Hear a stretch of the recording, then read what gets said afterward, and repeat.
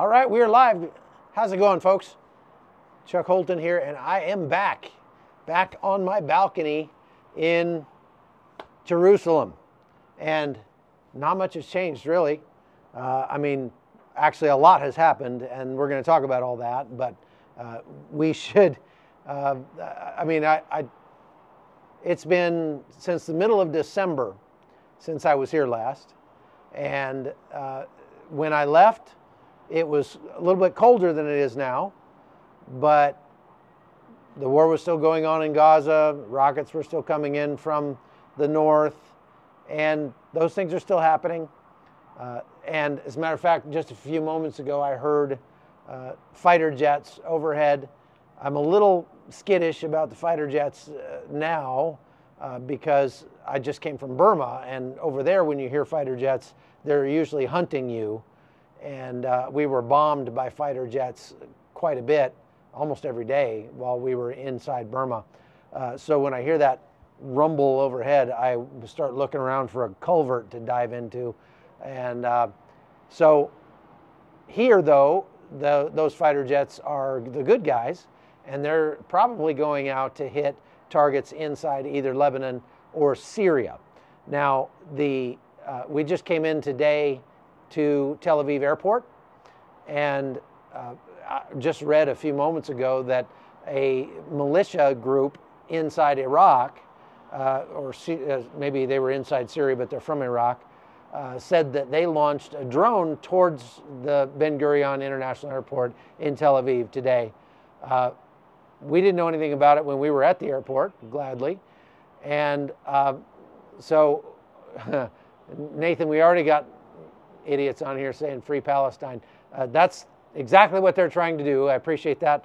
These jets are intent on freeing Palestine from the grips of the terror group Hamas. And we're going to talk a lot about how that's been going since I was here back in December.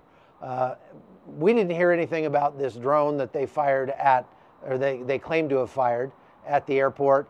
And I don't know if they actually did or not, but there have been a bunch of alerts today on my Shofar app. And so you can get that app. It's TZOFAR, Shofar app. And you can get notified when rockets come in from Israel. I recommend that you do that because if you're in the United States, or if you're in Europe, or South Africa or someplace like that, and you get these alerts on your phone every day coming in, it'll remind you to pray for Israel. This is one of the reasons I came back to Israel after being gone for several months. Look, there's a lot of conflicts in the world. I could be in Ukraine right now. I just came from Burma. I was in Armenia this morning. So I've been in Armenia for the last couple of weeks. There are conflicts there. There are lots of immigration stuff I could be reporting on over in the United States. And that is the number one issue for most Americans right now as we come up to a presidential election. But I decided to come back to Israel because Israel is still at war. Ever since I left, they've been every day. They've been fighting Hamas in the south, Hezbollah in the north, and a smattering of other terror groups that are all committed to wiping out this country.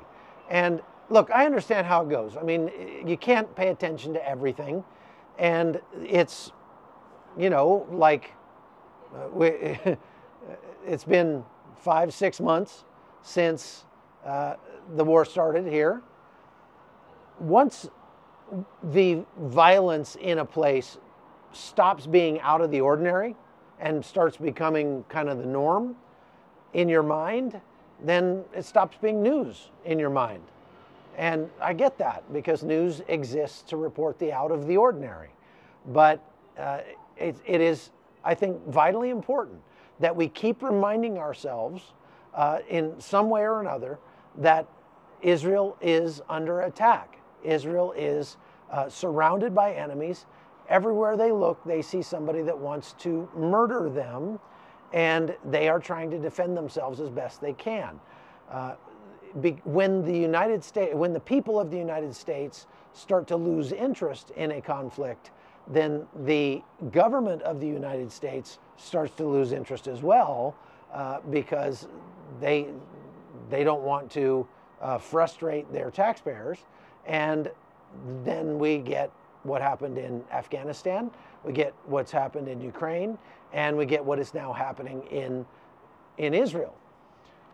The Israelis, I think it's important, because it's been a while since we talked about this, just to rewind and remind ourselves that this all started on October 7th, when more than 3,000 Palestinians surged through holes that they made in the fence between Gaza and Israel, and they came in with firearms, with rocket-propelled grenades, explosives, grenades, hand grenades, you name it. They came in and they started murdering people as fast as they possibly could. They spread out around the south of this country.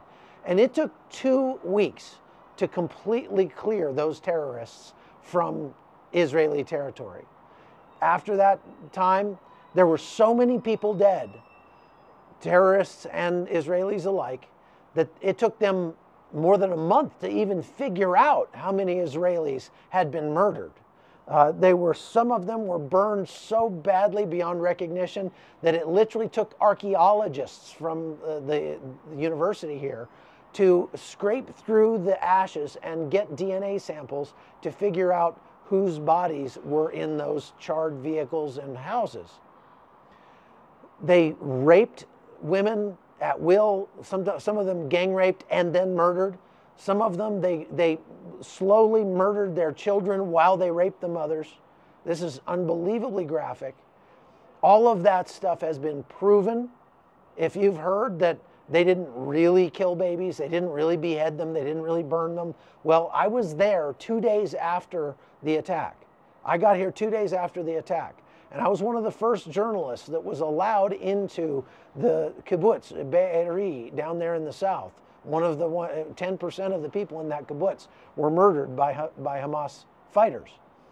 And I walked around through that kibbutz with the commander of the rescue battalion, who was the first group in after they had cleared it of terrorists, in order to try to find and rescue civilians that were still hiding in there.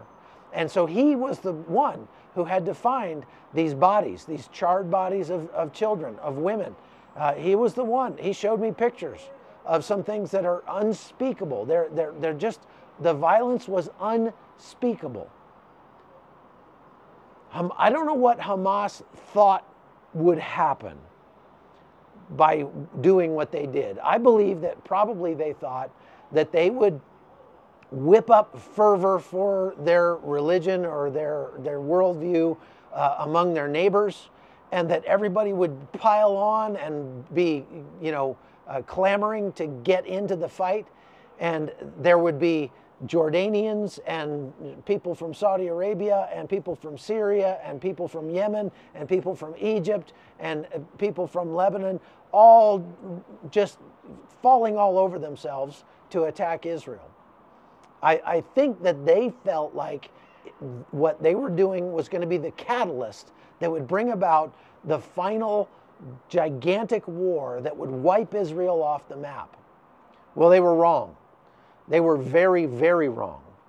And nobody should have been surprised that Israel struck back, because you just have to ask, what would you do? What would you want your government to do if, for example, some cartels fired several thousand rockets across the border from Mexico into San Diego and murdered a bunch of San Diegans, came in and raped and pillaged and just went wild in some southern border town? Would you want the United States government to say, oh, that's not very nice, they shouldn't have done that? Or would you want them to send out the military, strap up, and go and shoot some people in the face and absolutely take retribution on those people? You see, in the Bible, we are told to turn the other cheek. But that's for us as individuals. A government is not told to turn the other cheek. The king's job is to protect his subjects. The government's job is to protect their citizens. And that's exactly what Israel endeavored to do. And they're still endeavoring to do now, almost 6 months later. Now, let's get into some of the things that are happening right now in this conflict. Let's go to some of the updates. The jet fighters that I heard overhead were very likely, as I said, striking targets inside Lebanon or Syria. They have been striking targets deep into Lebanon and deeper by the day. They have pretty good intelligence somehow from what's going on inside Lebanon, and they are finding, fixing, and finishing the Hezbollah arms caches, weapons depots, barracks, things like that. Anything that presents a threat to Israel, they're destroying. They're doing the same thing in Gaza. As the troops from the IDF go through Gaza, they're going building by building, house by house. Every single building has to be checked. I don't know how many, if there's 2.5 million people, there's probably something like 300,000 buildings in Gaza, or at least there were at the beginning. And every one of those buildings has to be cleared. The rules of engagement that they are going by state that if a building presents a threat to the IDF in any way, shape, or form, then that building will be destroyed. Now, what does that mean? Well, a threat could be somebody shooting at them out of that building. They could find booby traps in the building. They could, as they go through the building, they could find explosives, weapons cached in the building. They could find tunnel entrances to the terror tunnel network under Gaza in the building. They could find rocket launchers in the building or rockets themselves being stored there. Anything like that makes that building present, it turns it into a legitimate military target. And their rules of engagement state that they're going to flatten every building that is a military target. And so we are waiting here for the ever-present, world-famous beeper guy to show up and start beeping his way across the... Oh, is that him? No, it's not him. Beeper guy may show up at any time, folks, so stay tuned to hear Beeper guy. We've certainly missed him. We've certainly not missed him. So I'm not in a room, I'm on a balcony, and I'm actually not on the same balcony I was on when I was here before. I'm right next to it. There's real good internet up here, so I'm borrowing the internet from Jonathan Goff, our esteemed producer from CBN News. Their offices are right over there in that building. CBN, matter of fact, they're still on. I can see Chris Mitchell sitting at his desk down there, working late into the night, as he has been doing for almost 6 months. So, in Gaza, the IDF has been going methodically through every building and clearing it out. And as they move through, they move on. They can't keep somebody in, guarding every square foot of land in Gaza. They destroy the terror tunnels where they find them. They destroy any buildings that present a threat, and they kill anybody that presents a threat to them. So they've moved, as you know, into the central part of Gaza. They've moved into Han Yunis in the south central part, and now they're preparing to move into Rafah in the far south of Gaza. Benjamin Netanyahu gave a speech tonight in which he says that he has already approved the operational plan for the attack on Rafah. He also has met with Joe Biden, virtually, I believe. I had a phone call with Joe Biden, and he talked about that and said, look, we haven't seen eye to eye on everything with the United States. That's okay, we still like you, but we are going to do what is best for our country. And if the United States doesn't like it, well, we're really sorry about that, but we're still going to do it. And that's essentially what he said. So they are preparing the operation to go into Rafah, but they have not actually invaded in force yet into Rafah. They have hit Rafah a bunch. They've killed some commanders in there. They just killed like 4 or 5 of them yesterday. These are guys that they've been looking for some time, and they were in there. Of course, they're in and among all the civilians. Look, if anything has been made clear since this war has started, it's that Hamas fighters are cowards. They hide among the civilian population. They desperately want civilians to be killed in this because it's the only potent weapon they have against the IDF that can actually, make a difference, and because it can inflame the passions, the anger, the emotions of people across the planet and cause them to turn against Israel. So as far as Hamas fighters see it, sacrificing civilians is a price that they're willing to pay because it is the only thing that moves the ball forward for them in terms of this conflict. Now, other than that, they've been losing very badly. There have been thousands, probably over 10,000 terrorists killed by the IDF so far in Gaza. There have been thousands more captured. Many of them have taken off, whatever uniform they ever had. We haven't seen Hamas fighters fighting in uniform really at all in this entire conflict. We see them in uniform when they're making propaganda videos, but they don't wear their uniforms when they're fighting because that's a quicker way to die, make yourself a target. So they pretend to be civilians, they hide among civilians, they fire at the IDF from among the civilians, and all of that is easily provable. If there's anybody that you know who has told you that that's all a lie, they're not using civilians as human shields, well, there's just a whole lot of video that proves that they have and that they do. And all you have to do is really listen to what they say when you go to their Telegram channels and look at the information that they put out on a daily basis. They don't ever express regret for civilians that die in Gaza, even and especially when those civilians die because a rocket fell short, a Hamas rocket, or an IED went off, or something happened that was meant for IDF soldiers and ended up killing civilians. They don't mind that one bit. The IDF, as they have been preparing for this raid on Rafah, they cleared out the last hospital in Khan Yunis. Again, they found weapons and Hamas fighters and drugs that were supposed to have gone to the hostages, all in that hospital, all of which makes that hospital technically a military target. So they could just flatten the thing, but they didn't.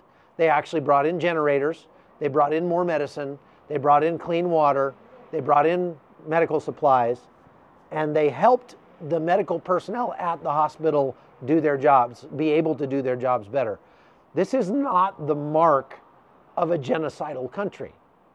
If they wanted to genocide the Palestinians in Gaza, they would not be spending literally tens of millions of dollars a month to feed them and to clothe them and to house them and to give them medical care and to keep their hospitals running. They wouldn't be doing that, but they are. So back in the north, one of the first hospitals that they had to take over in Gaza City was the Al-Shifa hospital. And if you remember back then, they found a massive tunnel complex under Al-Shifa hospital. There was a lot of proof that eventually came out that that tunnel complex was being used as a headquarters for Hamas, and it had been there for a long time. There's no way that the people working at the hospital didn't know it was there. They were shunting power off the hospital to run the electricity underground. And they cleared out the whole area. They collapsed the tunnels under the hospital, and as best they could without destroying the hospital itself, and they moved on. Well, a whole bunch of people, must have been thousands of people, Palestinians, kind of worked their way back north and went back to that hospital. And that precipitated another big battle for Al-Shifa Hospital over the last few days. The IDF had to go back and re-clear Al-Shifa Hospital. In this case, there was no question, there's not even a pretense of it being a neutral facility or not being like, you know, a military, some, you know, base or whatever. It was, they say that they killed at least 90 terrorists in the hospital who were actively shooting at them. That's corroborated by the telegram channels that the Quds Brigade and Hamas are putting out. They're putting out videos of them shooting at the IDF in and around Shifa Hospital. So the IDF killed at least 90 Hamas terrorists. They captured at least 300 more, and they are in the process of interrogating 300 additional. So that would be 600 at a minimum, 690 Hamas terrorists that were taken out of Al-Shifa Hospital, 300 of which they haven't determined whether or not they're actually wanted terrorists, but they were military-age males. They were not supposed to be there. They gave themselves up. So some of them may end up not being charged with terrorism, but at least 300 of them were. And they also found that these terrorists were attempting to reopen the terror tunnels under the hospital. Well, that is not going to happen because they sealed them up pretty good. And yeah, hey, hit the like button, folks. We got over 1,000 people watching and only 400 likes. So the more people that hit that like button, the more people will see this, because YouTube in its algorithm looks at that and says, okay, wow, a lot of people like this video, so we're going to show it to people that have never watched CBN before and are looking for something to do with Israel. And so it really does help if you go hit that like button. It just takes a second. Go hit that little thumbs up thing. And while you're at it, if you want to donate to keep us on the air, you can do that over at cbn.com. You can do it here on YouTube too if you want, but cbn.com is easier, and it's tax deductible over there. So you can donate to CBN. We certainly would appreciate that. Keep us all in work. So hey, we're up over almost 600 likes now. That means half of you, at least half of you, actually like. Yeah, I like that. Every like makes Hamas cry. It's too bad you can only hit it once. But so, all right, back to Gaza. Israel is struggling not so much with the kinetic war, that you know, the bombs and bullets war on the ground. They're winning that war. It's going to take some time, and once they have cleared out all of the, you know, all of Gaza, once they've destroyed all the terror tunnels, once they've gathered up and destroyed all the weapons and explosives and hand grenades and everything that had been sent to Gaza from Iran, they're still going to have to stay there. You know that, right? They're still going to have to stay because they're going to have to police Gaza basically forever. I think it will be very interesting indeed if somebody manages to convince Israel that they should not stay, and that there's some way that they could safely pull out all their troops and then could still be safe as a country, right?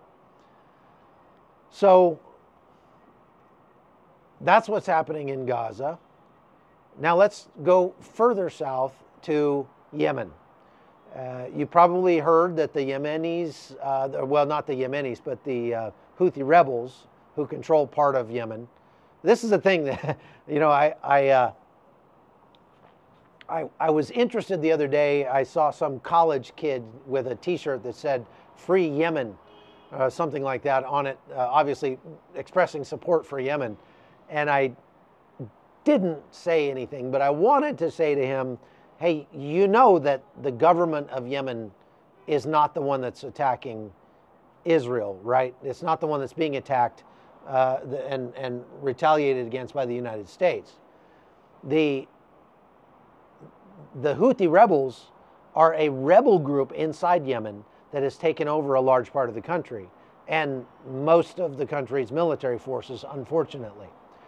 Fortunately for us and for Israel, the Houthis don't really have much training with using that military hardware, especially the more complicated things. Anything more complicated than a rock is going to be pretty tough for a Yemeni to run. And so they've been firing rockets all over the place. If you were to count the number of rockets fired and the value of those rockets, they are spending easily tens of millions, if not hundreds of millions of dollars worth of military hardware for every person that they have killed so far in this conflict. And the only people that they've killed so far that I know of are like 3 sailors on a ship that they finally managed to hit. They did manage to sink one ship, or mostly sink it. And today, they finally, what is this, day 160 something of the war? They finally managed to get a missile into Israeli territory. Finally. I mean, I almost feel like we should cheer for them just to make them feel better. I almost feel like we ought to, you know, just at least go like, woohoo! They finally got a missile onto Israeli territory after firing hundreds of drones and missiles at all kinds of stuff that they wanted to feel like was related to Israel, whether or not it actually was. They finally got a rocket onto Israeli territory down in Eilat, in the far southern reaches of Israel. Israel didn't bother to shoot it down because it wasn't heading for any populated area. It just landed in a big open field and blew up, and it didn't hurt anybody. So everything's fine. I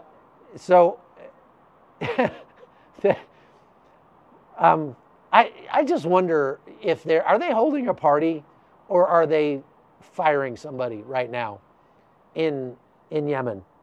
Because the Houthis have to be like, man, who would have thought that shooting these missiles would be so difficult? We just can't seem to get one onto the target, you know? It's like these guys have been shooting basketballs at the hoop for the entire game, and they've finally got one to bounce off the rim. Still didn't make any baskets, but, well, A for effort. Now, I mean, in all seriousness, folks, it is serious what the Houthis are doing.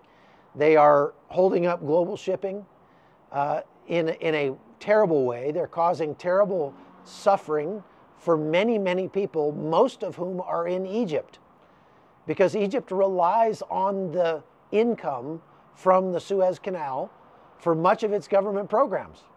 And things like bread, which the government subsidizes, and things like that in Egypt. The government's it's run out of money. And this is causing a massive wave of illegal migration from Egypt. So people are leaving Egypt now and going to Greece, going to Europe. I was in Athens this afternoon, and I was reading about this, that illegal migration into Greece is up 400% in the last month. And many of those people are from Egypt. So the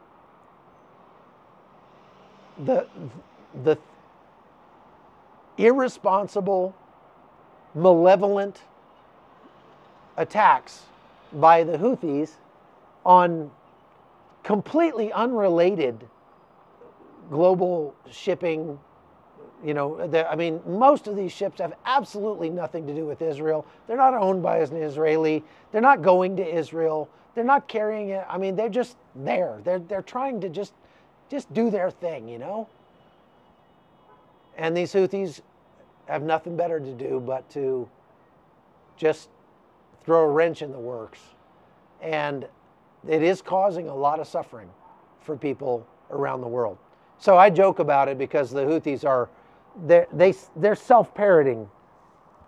They parody themselves. They are an absolute clown show of a military. But, I mean, this is like, you could probably go take a bunch of Harley biker grandmothers and give them a bunch of, Soviet missiles, and they could figure out how to run those things better than these illiterate cavemen in Yemen. But they are still causing a lot of heartache and trouble for the responsible, reasonable people of planet Earth. And so the United States and the UK and other partners are still striking back at them and are so far not having a big effect on getting them to stop doing what they're doing. If anything, by the way that people like that think, they're just being validated. Every time the U.S. bombs a warehouse or a arms depot or a radar facility or something in Yemen, it just validates for the Yemenis, or for the Houthis, that they are doing the will of Allah. And we could do a whole podcast on how perception is often the opposite of reality for when it comes to dealing with people from third world countries, from underdeveloped countries, that what they perceive to be the truth might as well be the truth, because it causes everybody in that country to act as if it is. So, for example, the dock that is being supposedly they're preparing to build into Gaza. The United States is sending this, Tinker Toy dock to put onto the shore in Gaza so that they can deliver aid to the people in Gaza. Well, there's rumors going around Gaza that the United States and the Israelis are putting that dock in because they're planning to build a military base in Gaza and staff a U.S. military base in Gaza. Can you imagine that? Now, that's just dumb. That's just dumb. I mean, anybody that with 3 brain cells to rub together could figure out that the United States has no reason or inclination to put a military base in Gaza. But there are enough people in Gaza who believe that that dock is already a failure. I mean, it will be nothing but a giant target. And the United States is trying to, because here's the problem. You get the aid, you get the dock put in without getting blown up. Good for you. Good luck doing that without having a bunch of boots on the ground. But good luck. Then you bring some ships in, and the ships can't actually dock on the dock. You have to take other smaller boats to take the aid from the ships to the dock. So you need all those resources. You get them to the dock, and you've got all these hungry people in Gaza. You expect them to form a line up to get their MRE? That's not going to happen. They're going to rip each other's arms off, and they're going to tear that thing limb from limb. They're going to tear that dock to shreds, trying to get at all that food that's out there on the dock. So they're going to have to figure out a way to distribute this aid. And I'm not saying anything that they haven't thought of. Of course, our military leaders know all this stuff. I'm not positive our government leaders know all this stuff, but the military leaders at the very least know it. And so they're trying to recruit tribes that are powerful families inside Gaza and talk them into taking over the distribution of this aid. Now, I'm going to let you think about that for a minute and think about what could possibly go wrong with that scenario. And we'll talk about it more in a minute, but you think about that. What could possibly go wrong with hiring a bunch of people in Palestinian families in Gaza to distribute the aid to 2.5 million people? So you think about that. Meanwhile, let's go back to Al-Shifa Hospital again. This time, as we said, they killed 90 at least. They captured 300, and they are interrogating 300 more. There were likely several thousand people at a minimum around the hospital when they went in and performed this raid. The raid was performed by special operations troops and some other units of the IDF. At the same time they were doing these operations, they were bringing aid to the civilians there. They were bringing in generators and fuel to run the hospital so that if there's anybody that needs surgery, they were setting up the equipment and the power and everything to do that. They were giving medical aid and food and water to the people around the hospital. Again, these are not the actions of a genocidal regime. This is, if Israel wanted to genocide Gaza, they would not be bothering to spend tens of millions of dollars on aid that they are shuttling in there. They have put in a lot of aid over the last several weeks. And that, as a matter of fact, it's gotten to the point they have so much aid going into Gaza that they can't even distribute it all. And so it's being piled up, both outside Gaza and inside Gaza. There was, if you look at Amir Tsarfati's Telegram channel from yesterday or the day before, the IDF bombed a warehouse that had a bunch of Hamas guys in it. And after they went in to do a battle damage assessment in that warehouse, they found out that the warehouse was packed to the ceiling with flour. Flour, like, you know, the kind you use to make bread. So all of these supposedly hungry people in Gaza, and I'm not saying there are no hungry people in Gaza. It's undoubtable. There certainly are hungry people in Gaza, but they are hungry specifically because, oh, is he coming? No, that's somebody else. They are hungry specifically because Hamas wants them to be hungry, because Hamas had a lot of flour and they weren't even passing it out. So Israel is literally piling up aid at this point in order to try to placate the United States and say, look, we are doing our part to provide aid for the people in Gaza. Oh, wait. Have we got a beeper coming? Looks like we may have a beeper very shortly. Keep your ears peeled, folks. We may be hearing a beeper in just moments. There's some heavy machinery going down there. So for its part, the United States is presenting a plan, or has presented a plan, according to Benjamin Netanyahu's speech tonight. The United States has presented him with a plan that would allow them to carry out the attacks on Rafah, the furthest south city in Gaza. This city that Israel has been maintaining they must go into or risk losing the war. And the United States has said, you cannot go in there. We're not going to put up with it. And Israel's like, yeah, well, good luck with that, because we're going in. The Israelis received a proposal from the United States saying, here's what you should do. Don't go in there with a bunch of forces. Just do special forces raids into Rafah if you figure out where somebody is that needs to be killed, just, send the special forces in there to surgically take them out. And that'll be good enough. Well, speaking from a military standpoint, having been in the military, having covered wars and disasters around the globe for the last 2 decades, I can tell you that is not sufficient for what needs to be done in Rafah.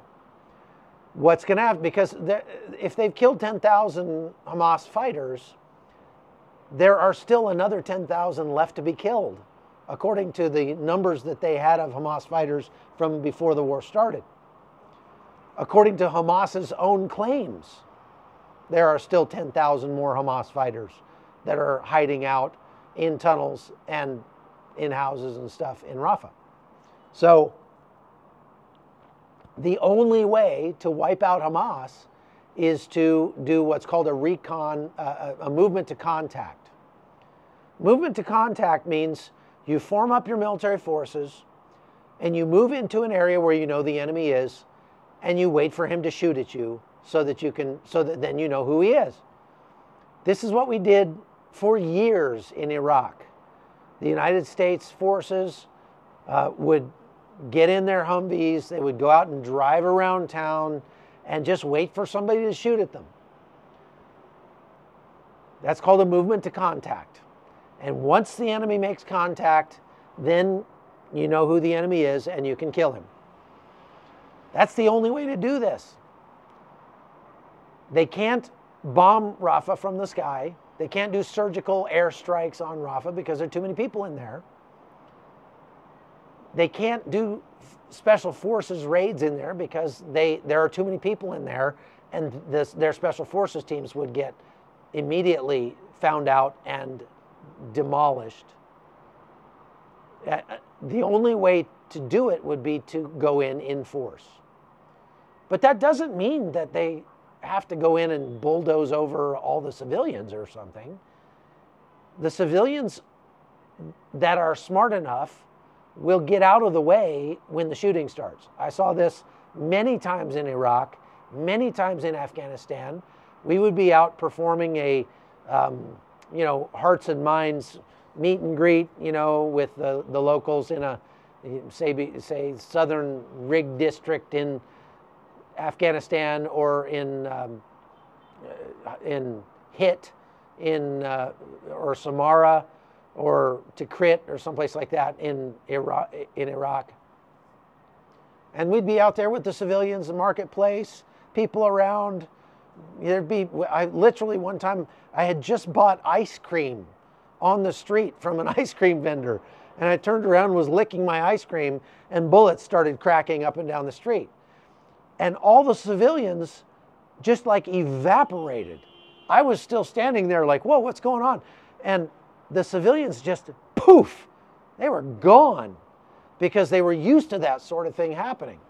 They know how to get away when the shooting starts. Now, I'm not saying that Israel ought to be indiscriminately firing into civilian groups, but that's not what they do.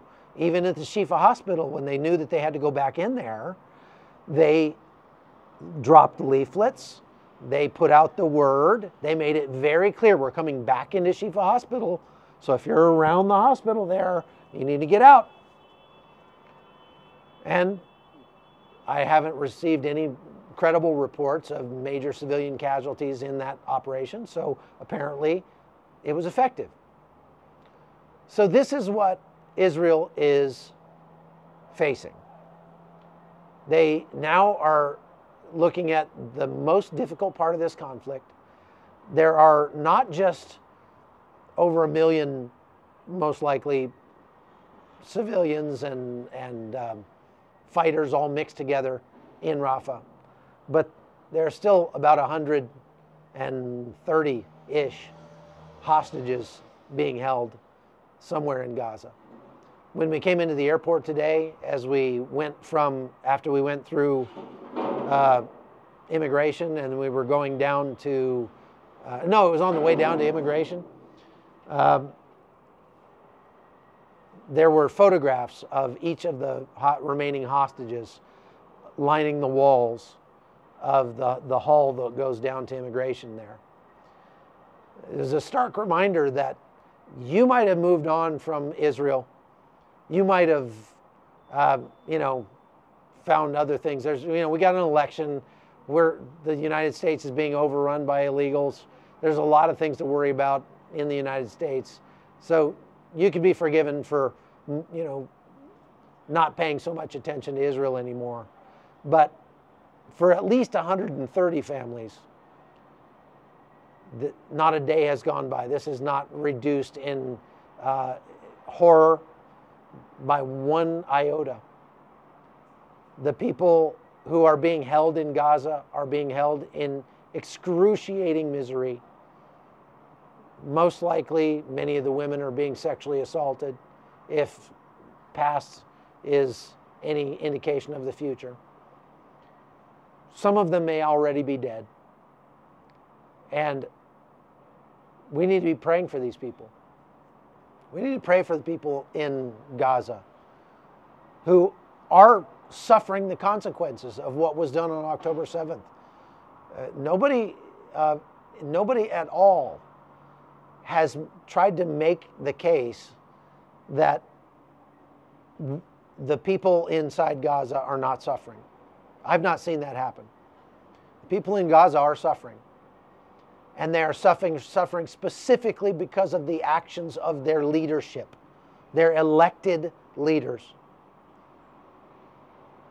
That's unfortunate, but that suffering cannot be legitimately, morally laid at the feet of the IDF. It just can't. Because the IDF wasn't in Gaza on October 6th. There was a ceasefire on October 6th. Okay? So I'm going to, is it? Oh no, he's not going backwards. He's going frontwards. There's a lot of construction and things like that that's been going on. This hotel over here, I'm going to step out of the way and maybe I can turn the camera around a little bit. Let's see if I can, I got to loosen this up. Right there, that hotel, that big hotel right there, it's called the Cassia Hotel. And when I was here in December, it was completely full of internally displaced people, most of whom had been evacuated from the north. Well, I've been gone since mid-December. I come back and that building is still full of internally displaced people.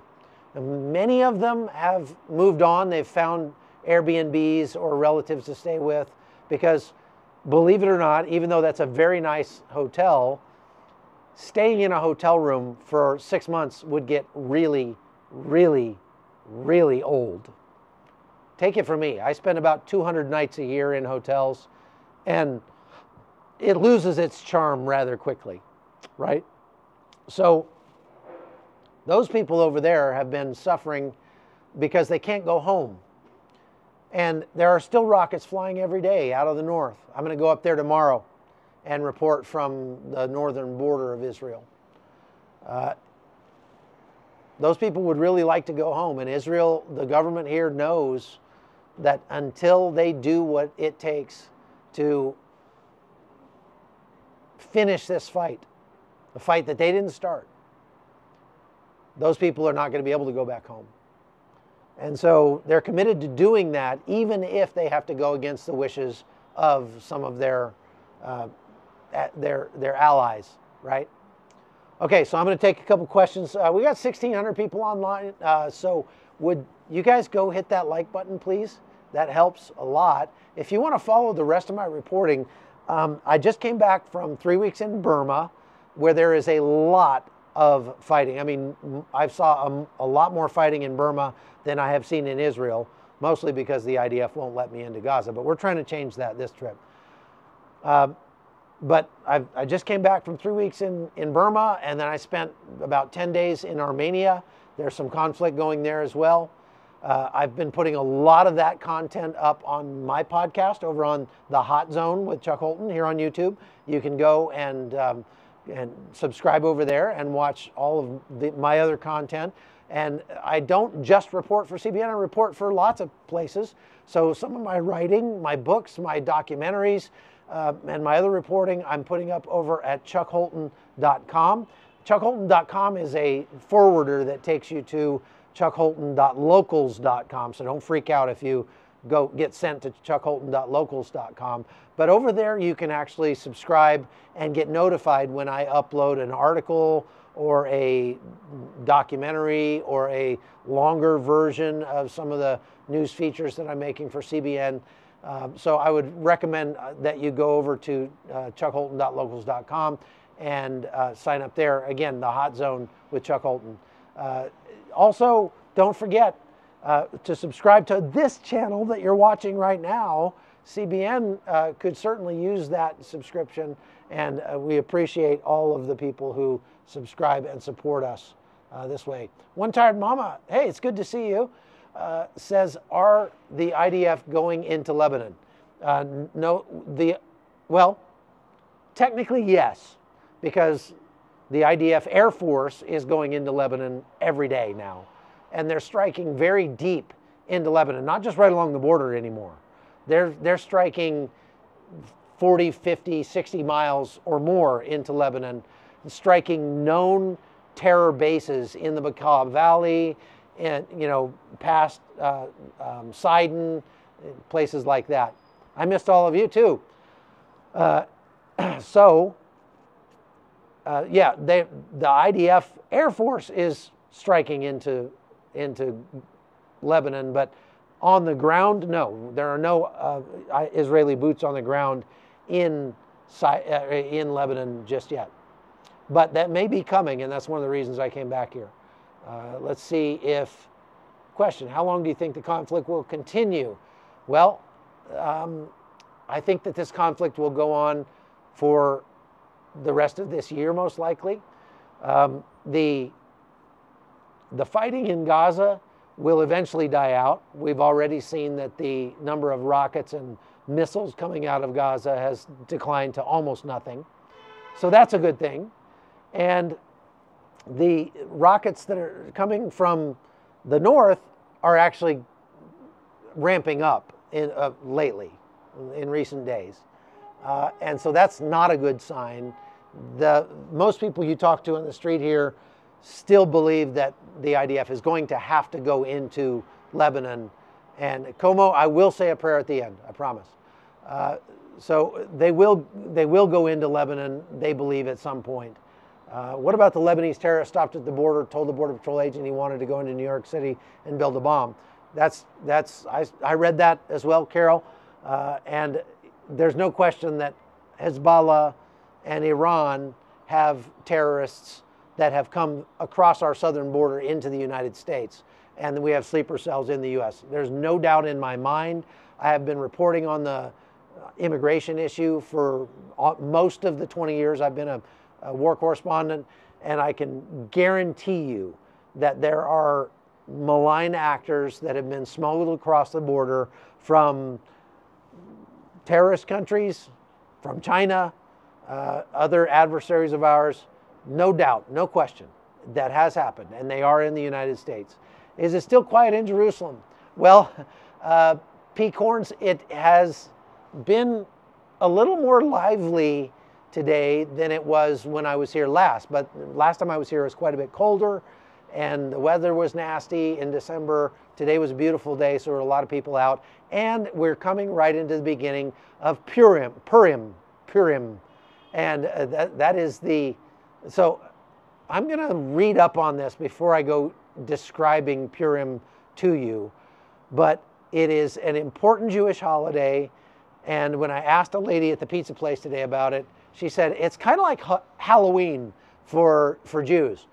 I think it's more meaningful than Halloween, I hope.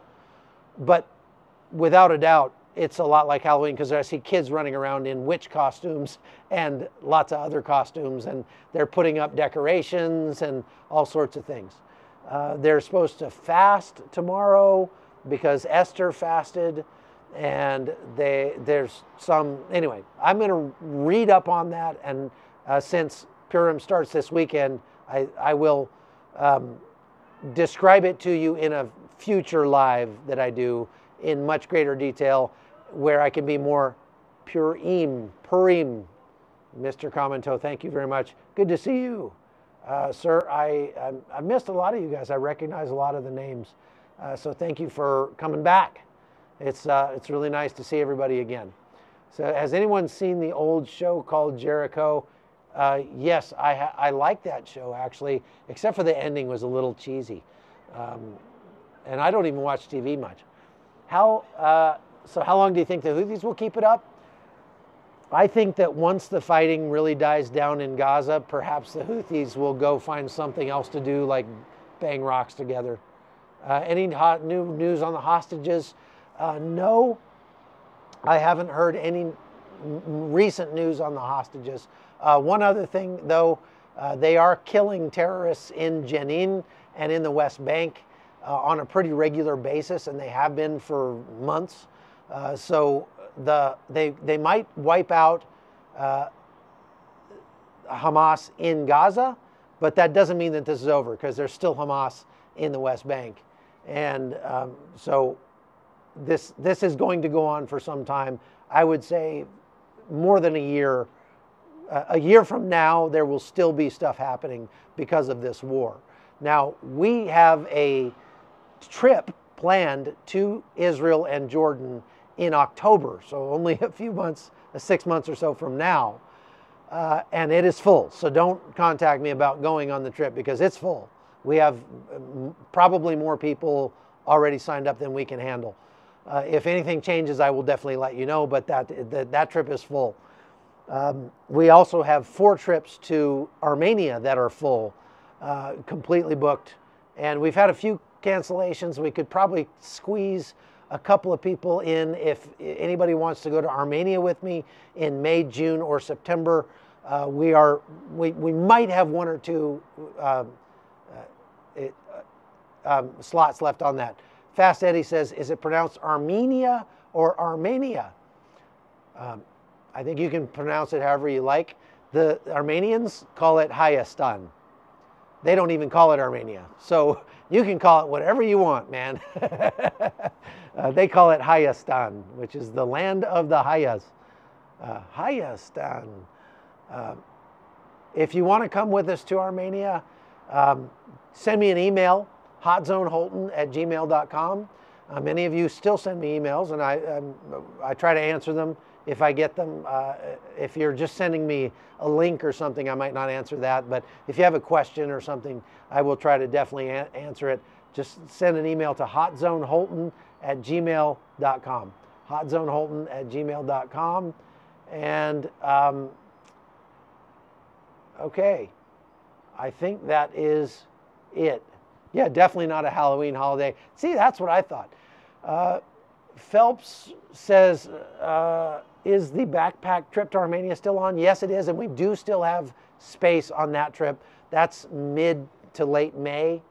It's like 10 days, and it's going to be amazing. I was just there getting it all arranged with my son, and it's going to be really cool. We are also, I probably shouldn't even announce this yet because we haven't put it together yet, but we are considering a wine tasting tour to Armenia because there's so much great wine there. It's the birthplace of wine. And so we're considering a wine tour of Armenia that would be a more high-class luxury tour, and we wouldn't go see as many monuments and monasteries. Instead, we would at least go to one winery every day, and we've done one of those before, and it was a big hit. And so if you would be interested in coming along on a wine tour, let us know. My new granddaughter's name is Aurora, and she is so darn cute. Oh my goodness. She loves bumpy 4x4 roads. We took her all the way to like an area that had been bombed by the Azeris, and it's like probably not a good idea to bring a newborn to the front lines, but it wasn't really front lines. I mean, if it was dangerous, I certainly wouldn't have done it. But we were on this really bumpy road, and she had been crying up until that point. When we hit the bumpy road, she just like sacked right out. So she's obviously a Holton. She likes 4x4s. All right, so let me pray and we'll be done. Thank you very much again for watching.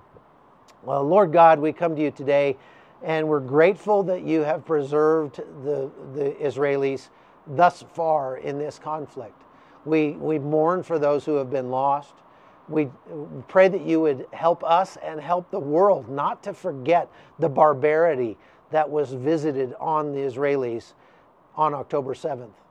We know that you never forget, Lord. We know that the men who came in and murdered and raped and pillaged and stole will have to stand before you one day and give an account for what they did, Lord.